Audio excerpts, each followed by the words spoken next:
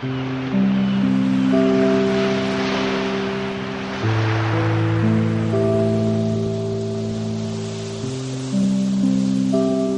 όμορφο και λαμπερό χαμόγελο προσδίδει γοητεία και ανεβάζει την ψυχολογία μας.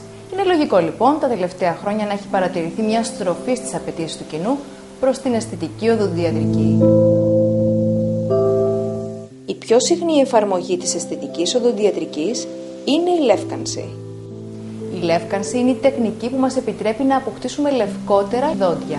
Είναι μια ανώδυνη, απλή και γρήγορη διαδικασία προσιτή σε όλους μας. Υπάρχουν πολλοί παράγοντες που προκαλούν δυσχρωμία στα δόντια.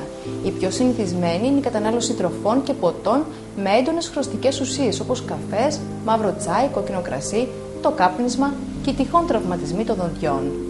Είναι αυτονόητο ότι με την πάροδο της ηλικίας τα δόντια αποκτούν μια σκουρότερη απόχρωση.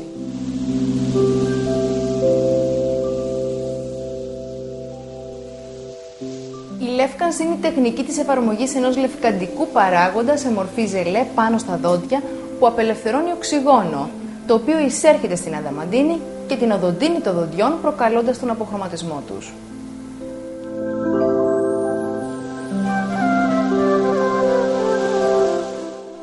Υπάρχουν δύο τεχνικές λεύκανσης. Η πρώτη γίνεται στο οδοντιατρίο υπό την επίβλεψη του οδοντιάτρου και η δεύτερη στο σπίτι με ειδικούς προκατασκευασμένους νάρθηκες. Ο οδοντίατρος είναι εκείνος που θα μας προτείνει την καταλληλότερη για εμάς τεχνική ανάλογα με το είδος και την έκταση της δυσχρωμίας, την ποιότητα των δοντιών και τυχόν προϋπάρχουσα ευαισθησία.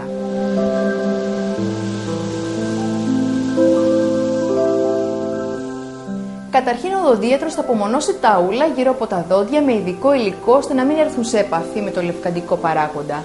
Στη συνέχεια τοποθετεί το λευκαντικό ζελέ πάνω στα δόντια και το αφήνει να ενεργήσει για περίπου 10 έως 30 λεπτά αναλόγως του συστήματος που έχει επιλεγεί. Μετά αφαιρείται το λευκαντικό ζελέ με ειδική αναρρόφηση και στη συνέχεια μπορεί να επαναληφθεί η εφαρμογή για 2 έως και 3 φορές ακόμη. Αφού τελειώσει η διαδικασία, αφαιρείται και πάλι το λευκαντικό και η απομόνωση των ούλων και τα δόντια ξεπλένονται με νερό και αέρα, οπότε και μπορούμε να αξιολογήσουμε το τελικό αποτέλεσμα. Η λεύκανση στο οδοντιατρίο είναι μια άμεση και γρήγορη μέθοδος και δίνει τη δυνατότητα στον οδοντίατρο να ελέγχει εξ ολοκλήρου τη διαδικασία.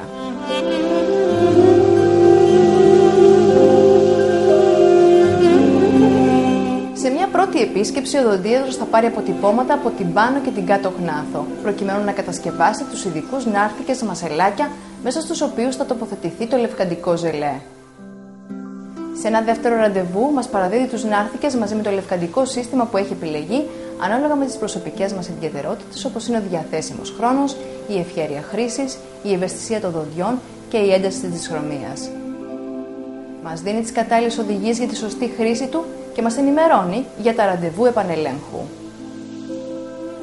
Τοποθετούμε την κατάλληλη ποσότητα υλικού στους νάρθηκες και τους φοράμε στο στόμα για το προτινόμενο χρόνο.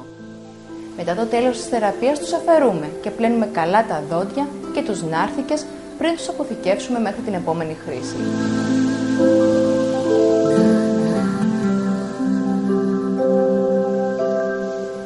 Για ακόμη καλύτερα και μονιμότερα αποτελέσματα, ο οδοντίατρος μπορεί να μας προτείνει το συνδυασμό των δύο τεχνικών.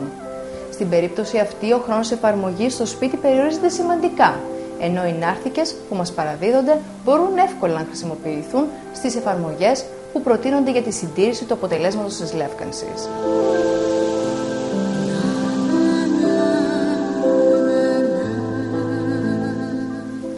Η χρήση των σύγχρονων λευκαντικών παραγόντων είναι απόλυτα ασφαλής διαδικασία, εφόσον γίνεται με την κατάλληλη επίβλεψη του οδοντιάτρου. Η συγκέντρωση της δραστικής ουσίας είναι καθορισμένη βάσει ευρωπαϊκών προδιαγραφών, ώστε να μην αποδυναμώνεται η επιφάνεια του σμάλτου.